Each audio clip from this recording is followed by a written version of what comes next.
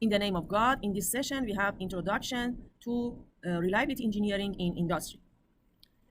The aim of our session is to introduce you to history, methods, and technologies, standards, and organization of the system reliability assurance. I am dr.m.a.hejazi, Associate Professor in University of Kashan, Electrical and Computer Engineering Department. In this session, we have first introduction, then we will continue with product life cycle and reliability, and then we introduce you to reliability and standards. In the first part, we have reliability definition and history. The reliability is a requirement of complex and advanced systems. The reliability is a requirement of complex and advanced systems. The systems that we need reliability in their design are aviation and space industries, automotive industry, rail industry, nuclear industry, industries that have a lot of physical assets such as oil, gas, and petrochemicals. Other manufacturing industries, to guarantee products, they must use reliability techniques to estimate the guarantee. Which means that the time that we guarantee our product. For example, I say I guarantee our product for 2 years.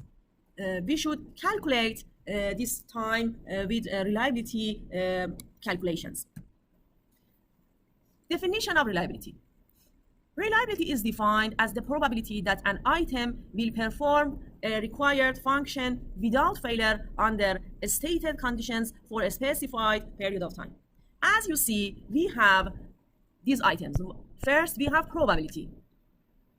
Reliability is a probability, which can be a number between 0 and 1. Then we see required function. Required function means that we should specify what is the function of our product. It is defined in the first step of the design. And then we should mention the conditions. For example, temperature, pressure are the conditions that our product is used. And then period of time.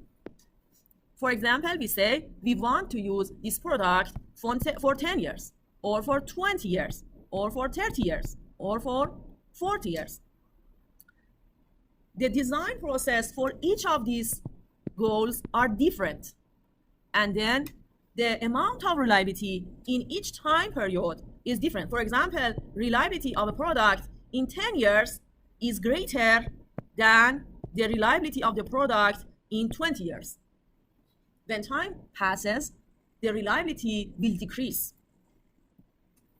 Goal of reliability. Avoid or reduce failure consequences. We don't want to have bad consequences of failure. Not necessarily to avoid failures. We have fear about the consequences. For example, explosions.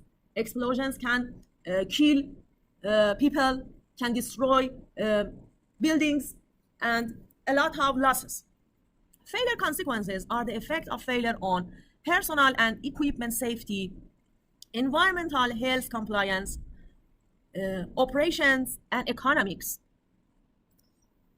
For example, in Chernobyl nuclear accident,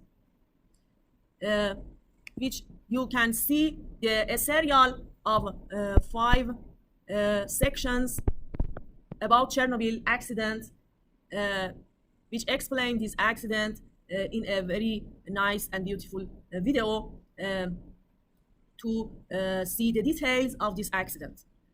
The second important accident was Fukushima nuclear accident in Japan, which a tsunami resulted in this disaster.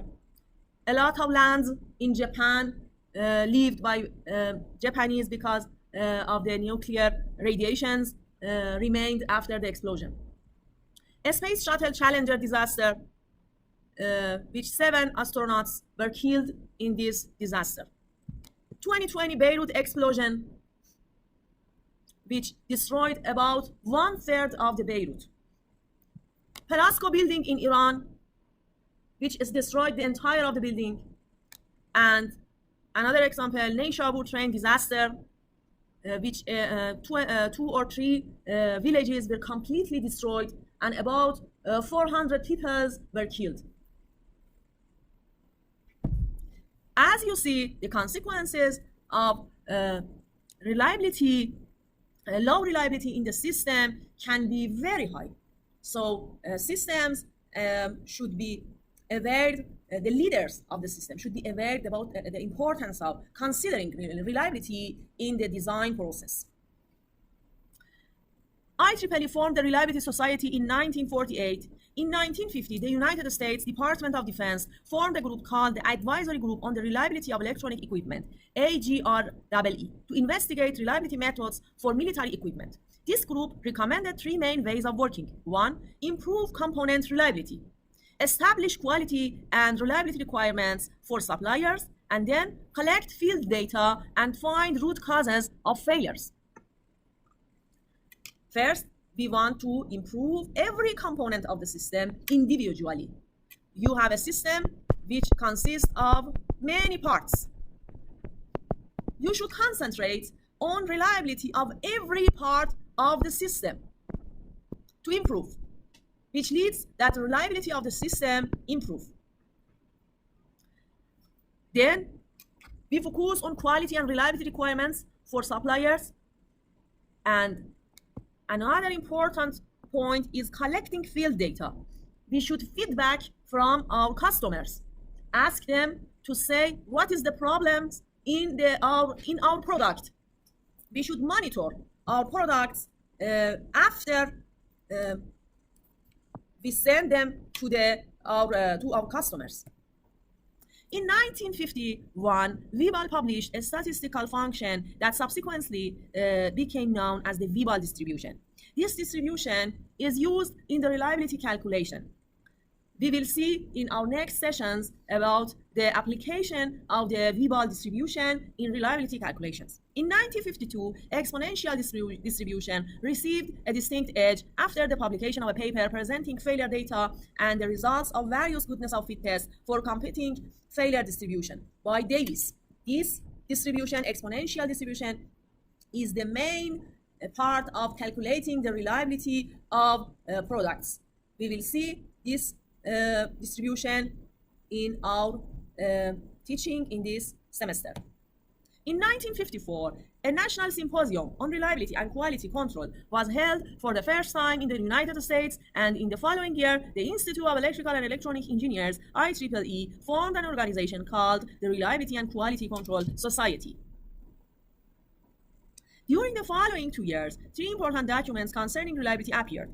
1956, a book entitled Reliability Factors for Ground Electronic Equipment. 1957, AGREE report. 1957, first military reliability specification, MILR 25770, USAF Reliability Assurance Program for Electronic Equipment. In the 1960s, more emphasis was given to reliability testing on component and system level. We have this component and system level as two connected concepts which are related to each other. You cannot have a high reliability system with components that their reliability are low. The famous military standard, MIL standard 781, was created at that time. Around this period, also the much used predecessor to military handbook 270 was published by RCA, Radio Corporation of America, and was used for the prediction of failure rates of electronic components. This is very important for us. Cam Wang published a paper questioning the bath tube curve reliability-centered maintenance.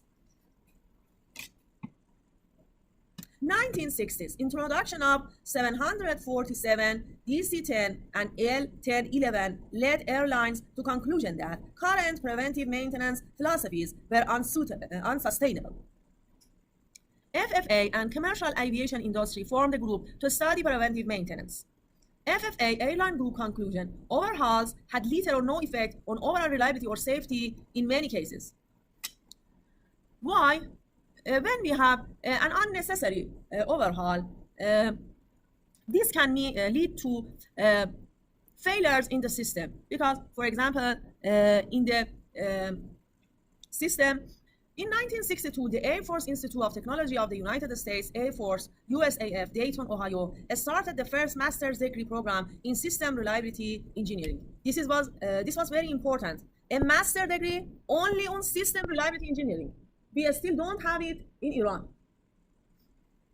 MIL Standard 6029 on FMEA was issued in 1974, and human factors engineering and human performance reliability and been recognized by the Navy as important to the operating reliability of complex systems, and work continued in this area. You have heard about FMEA in the many industries. For example, in automotive industries, we see the FMEA forms which should be filled about the components of the system.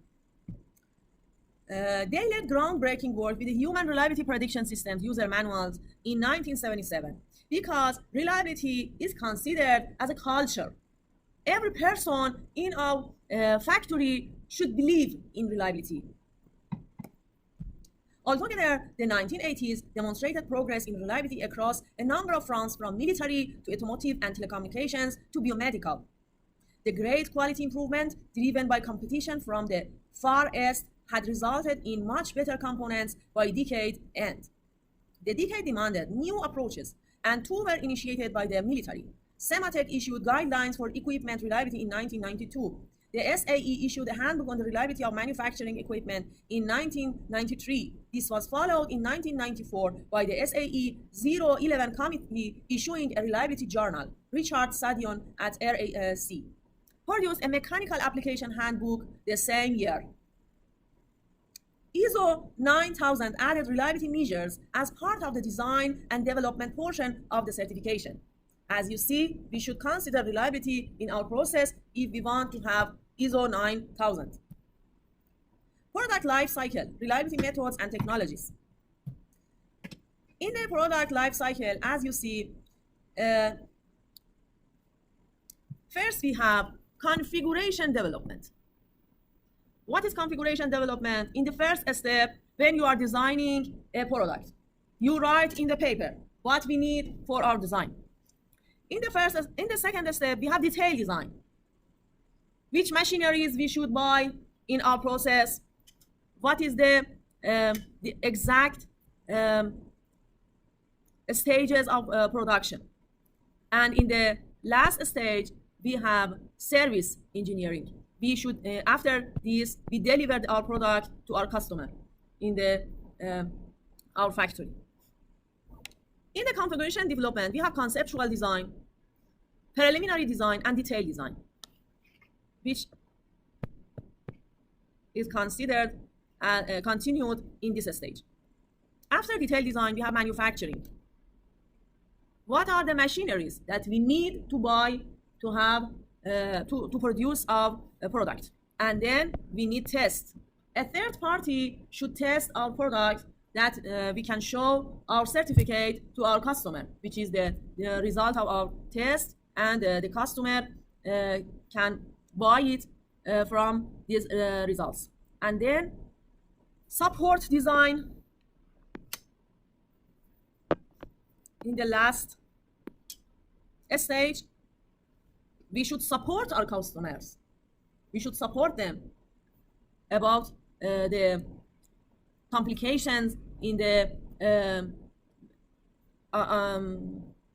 in our product maintenance, or as you see in this stage, the cost of changing the design. For example, we design in this stage, and we find out that there is a problem which reduces the reliability.